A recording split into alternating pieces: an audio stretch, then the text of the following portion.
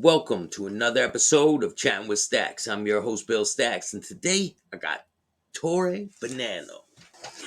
Well, until 9/11, right? I was Tory on my license, and then 9/11 happened, and all the IDs, and I had to go to Salvatore. So now all my credit cards and everything say Salvatore. But up until 2001, my driver's license said Tory Bonanno.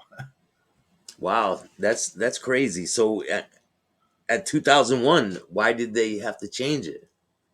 Because Well, of the because they 9/11? started checking, right? People checked IDs after 9/11. I don't know how Yeah, old you are, but it all I changed. was 21 when it Yeah, happened. okay. So I mean, you could pretty much go anywhere. The IDs, the whole system changed of Yeah, identifying and verifying people after that. So was never a problem before that. After that, they would see the difference. Like on one of my documents, it would say Salvatore, and my license would say Tory. Well, we need these to match. We don't know how to deal with this. Like I'm telling you, it's just look at the last four letters. It's the same name. The middle name's the same, social security number's the same, but everybody was paranoid, especially like 2002 and three. Nobody wanted to be the one to let the whatever person slipped the through the terrorists slip cracks, through the right? Yeah, cracks. yeah, And they weren't gonna be them, and it became a hassle. So I just put everything to Salvatore now. But it's still a hassle because this is a good story. I love telling this one.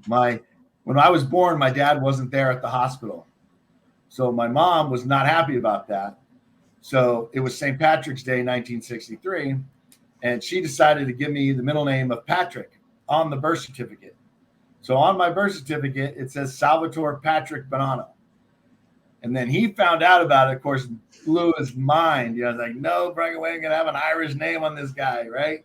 yeah, Not happening. So my social security card says Salvatore Anthony Bonanno. And my license says Salvatore Anthony Bonanno, but my birth certificate says Salvatore Patrick Bonanno. And yeah. they had that much pull that they could go down to the Social Security office and change it without without the right documentation. So Yeah, that's pretty I crazy. never get clearance from the CIA as a result. So Did you ever get to have a intricate conversation with your father or your grandfather about organized crime? no, I mean not directly, about organized crime. Um, but I did talk to both of them about their philosophies and their businesses and their what they did in the past and what they wanted to do in the future. Yeah, I mean, just um, they kept us at it's a need to know basis, right? So Yeah, if there was a my grandfather always talked in parables or stories, right? He never just everything was it was just the way his upbringing, and everything was a story, and you had to figure out the moral of the story. And he would get frustrated with a lot of us. When I say us, I mean my cousins and my brothers and sisters, because we wouldn't get it right away, and he would just, oh, you dumb Americans, um, you that was say like the you say he would tell you a story. Can you give me an idea of like a reference of one? Like maybe if he, like, say he was telling you a story, what would the story be? Like, oh, no, yeah, they were way, I couldn't even begin to understand or be able to recite one, because they were always way over my head. the Because intricacy of it, right? right, because he was, he'd be talking about Plato, and he'd be talking about astronomy and navigation from the stars. And with his broken English, he never really mastered English. It was hard to understand him, and you knew you were going to get quizzed about it, the story. So I would be so focused on the act, the words that were coming out of his mouth and the facts, that I was not able to see the big stories, the meanings, and it would frustrate the hell out of them. Where my cousins and my brother, and they would pick up on it, and they could roll on the conversation. But my conversations with him were labored, because I was trying to understand I was looking at the trees and not seeing the forest, type of thing. Yeah, And his that, broken English. and that's what I remembered most. But and usually a lot of the stories were the same, about having pride in your name, having pride in what you do, not half-assing things. if you commit to something, you're committed to it. They were big on that, and they were, big Catholics, serious Catholics, and took what the Pope said seriously, and what the church said, and we're good about going and making sure we went through all the the baptisms, the community, what do you call it, CCD, catechism is the word I was Was thinking. he part of the Knights of Columbus? He was part of the Knights of the Columbus. He was also a Knight I of knew it. Malta. I I knew it. became a Knight of Malta as well. After he passed. So heck yeah, they were. They took a lot of pride in the work they did with those charity organizations. So he didn't play it up at all, but yeah, they were. They did a lot of that. Do you think that your grandfather had a hand at getting your father involved in the life of crime, or because you could have been involved in it just as easily as your father was? Well, yeah, I mean, I would say no. To answer your question, if I was, yes or no question, would be no. Of course, he did, raise them in the tradition. Now, they didn't see that as a crime. They that was their old world tradition. They did, yes. So in that, if you ask the question that way, did he raise them in the old world ways as much as he could? Heck yeah.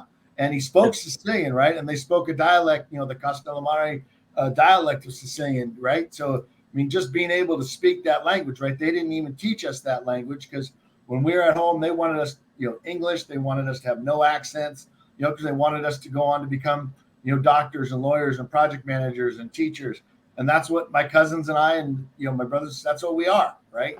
They wanted you That's why far removed from that life. right. That was the goal, right? Their Yeah. goal was to get out. They, they'd been looking over their shoulders because, it wasn't this big, glorious, romanticized thing that we see now in the Hollywood. There was, yeah, there were some good times, no doubt. But there was a lot of times where it was, looking over your shoulder, waiting for the next shoe to drop, waiting for an indictment, waiting for a jury verdict. I mean, that's no fun. Waiting for somebody to get out. Um, that's not the fun part, right? Have So you ever had parts of your life where you guys maybe you were with your dad or around him or his friends where you felt in fear of your life from other people, maybe getting out of prison or anything like that? no, by the time I got old enough to, start being aware of those kind of things, they had left New York, in the late '60s. Of course, they did some stuff there in the '70s, and then by the '80s, really, he was pretty. Grandpa was most of the time, in Tucson or in California because we lived in San Jose, California, and they were, they had some businesses going there. So really, from the mid '80s on, um, the only interactions we had were, we're going back there with my dad or with my uncle, and seeing the red carpet treatment that we got, um, and you walk into Peter Luger's, and the crowds just part, and you got the table right there, and it's yeah, you look at that and you go, wow, okay. So there's some juice still, of course, but no, I never feared that we were under any imminent danger from an attack. Now, feeling that the government's out to get you, yeah, absolutely. Seems like we were always having, they were always out to get, especially my father. They knew they couldn't get, Joe, so they really went after my dad and my uncle Joe, my dad's younger brother. So they Yeah. were always in, involved in some sort of indictment or getting investigated in some way, shape, or form. And that's really what Grandpa spent all his money just fighting. He called it the Gestapo, the FBI. So I'm surprised that they didn't try to clump him in with the commission case.